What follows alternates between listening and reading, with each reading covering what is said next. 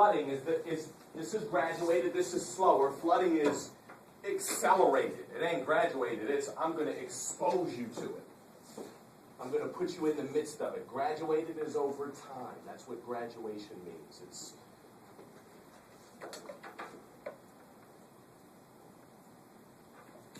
progress in increments is graduated. Flooding is taking the client directly into the feared situation. So this would be me and my counseling session with Miss Karen. The second time I have a counseling session with her, bringing in a box of spiders. Oh my God. That would be flooding. That ain't graduated. Okay, you guys see the difference? Graduated would be talking about spiders for a couple of weeks. Then showing her pictures of spiders. All right? Then showing her maybe a video of spiders. And then after 3 or 4 months, bringing in a spider. That's graduated. Flooding is, guess what I got?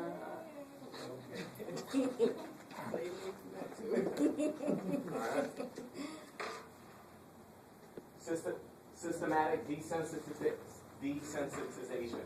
It's a step-by-step process of desensitizing the client to a feared object or experience based on counter-conditioning. All right, so you unlearn. Counter-conditioning means that you just unlearn what you've learned, or the phobia or the fear that's been generated or you've been conditioned to have. All right, conditioning means a learned process in which you've been shaped and influenced to understand or process a particular way. Systematic desensitization would be maybe what I just did, talking to her about spiders the first time, then showing her pictures, then showing her a video. Then it's systematic. It's intentional. It's incremental. Okay.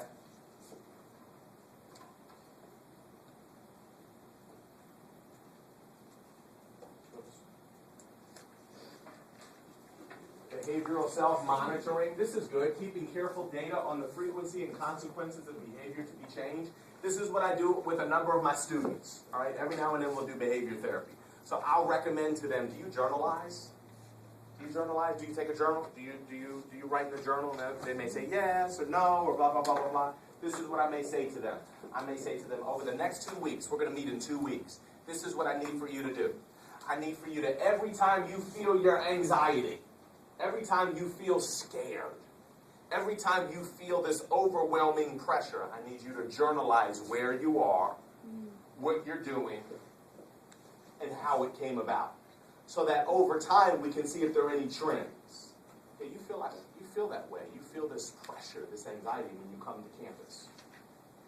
Okay, you feel that way. It seems like you feel that way before class starts. Okay. It seems like you feel that way the closer we get to finals.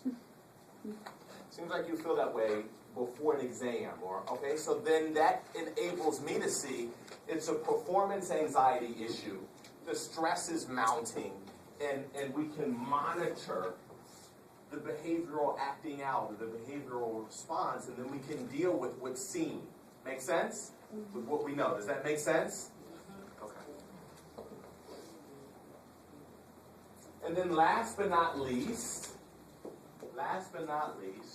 skills training is when I equip you with the tools to show up, to defeat the phobia and the fear. So that could be positive self-talk. I'm capable, I'm able, I can do all things. This is possible. I know I'm strong. It's positive self-talk instead of negative self-talk. I can't do this. I'm never going to be a good student. I got a C- in Professor Morgan's class. I'm dumb. I'm stupid. I can't do this. No. Skills training would be positive self-talk, behavior modification, study skills, peer group modification, values reassessment. Make sense? Make sense? Okay. It's an effort to teach the client new skills or more constructive behaviors to replace self-defeating ones. I do this all the time formally with the men that I used to work at a rehab center. Instead of smoking weed, instead of shooting heroin in your arm, what are some other things that we can do when you feel burdened and stressed? What are some other, instead of putting that needle in your arm, what are some other things that we can do when you feel like you need help to get you through a situation? So what a number of the guys will do is they'll play ball, they'll go to the gym, they'll go to sleep, they'll eat, they'll do something. They'll go for a walk, something. All right?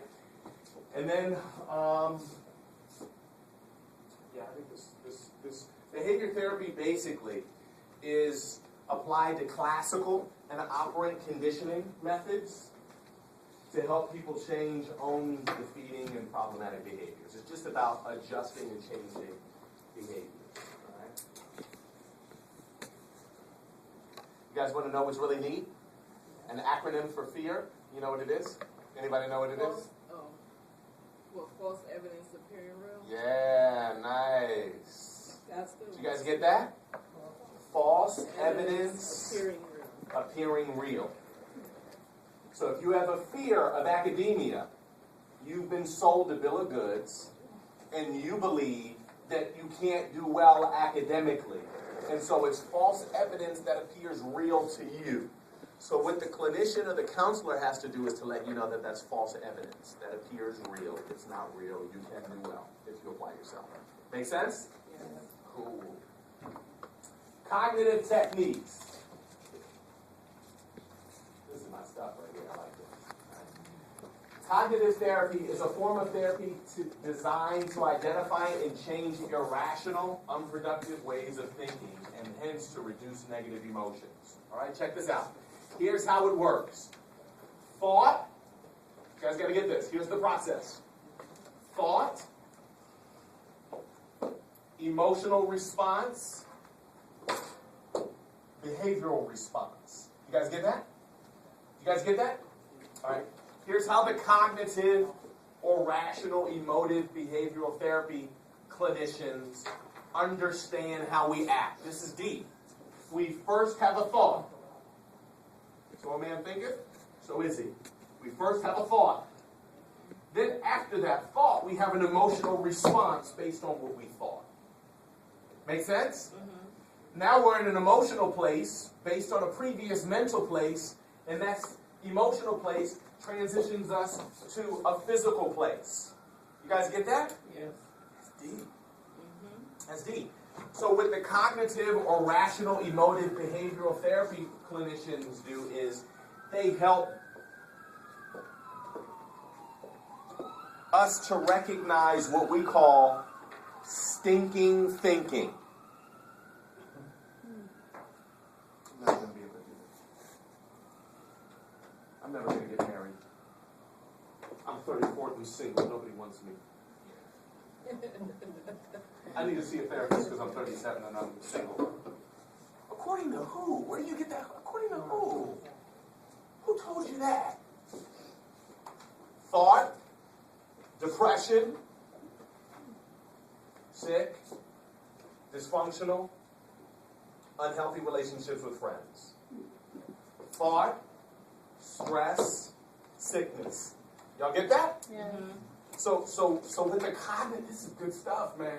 With the cognitive, rational, emotive, behavioral therapist does, Ademola, is they first help the client to locate how you are processing. Make sense? Yes. Because the thought then generates an emotional response. The emotional response then leads to a behavioral response. And the behavioral response is what got you behind in counseling. Because you got arrested. You got kicked out of school. Or your wife said, don't come back up in this house. Right? You had a thought. You acted out. Then you had an emotional response to the thought. And then you got in trouble. Okay. Albert Ellis is regarded as the forefather of rational emotive behavioral therapy. All right? To challenge the client's unrealistic thoughts. Check this out. It's called stinking thinking, and it's also referred to as, you all are mature, right? Yeah. Okay, you all are mature. Is Tarif here? Tarif is here? All right. We also refer to stinking thinking as masturbation. Masturbation is rigid, dogmatic, thoughts that lead one to becoming depressed. I must, masturbation, I must be out of my house by the time I'm 25 with my own house and my own car and my own job. I must by the time I'm 25. I must be married with kids by the time I'm 31. I must be here. I must be there. I must have accomplished this. Watch this, because of the social constructs that have been levied towards us by others, not by ourselves. It's been we've been extrinsically motivated. You all remember? And someone told you that you're 23 and you don't have any business being at home with your mom and your dad. Watch. So you must be living on your own by the time you're 24, and if you're not, you're whack.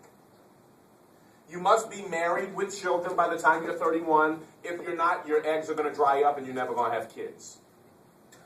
And so listen, it's this thought process that Albert Ellis and the cognitive therapists exposed through counseling to get us to see, you know what? The flu, the virus, the bacteria, drugs and alcohol are not your issue. Your issue is your thought process. You have a negative, self-defeating thought process that's leading you to becoming stressed out and irritable and dysfunctional. Make sense? Cognitive behavioral therapy is just that. We look at how the behavior is influenced by the thought process. Just know that. Gotta move. Humanistic therapy. Interesting too. Why humanistic and existential? The root word in existential is exist. It's how we exist. It's how we adapt. It's how we evolve. It's how we process. Alicia, can you see, or I need to turn on the lights? I can see. You can? Okay. All right.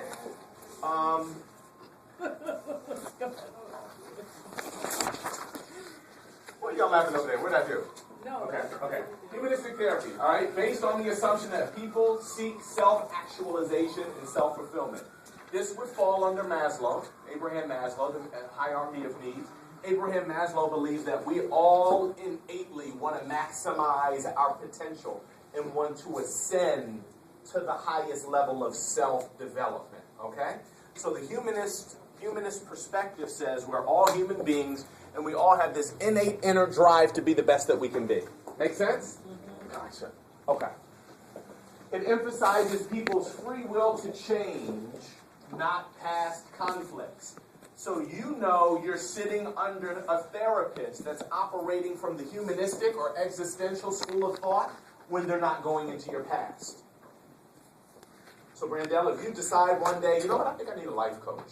I think I need a counselor to help me process through some things. I want to maximize my potential. I see some opportunities coming through, and I don't want to shoot myself in the foot. I'm going to talk to somebody. So you come to a clinician, and the clinician is not asking you anything about elementary school. The clinician is not asking you anything about middle school. The clinician is not asking you anything about high school.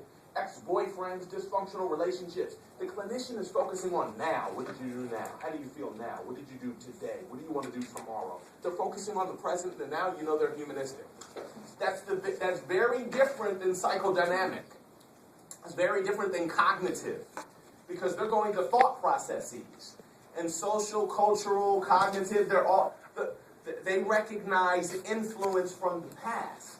The humanists, where the existential therapies are focusing on right now. What are you going to do now?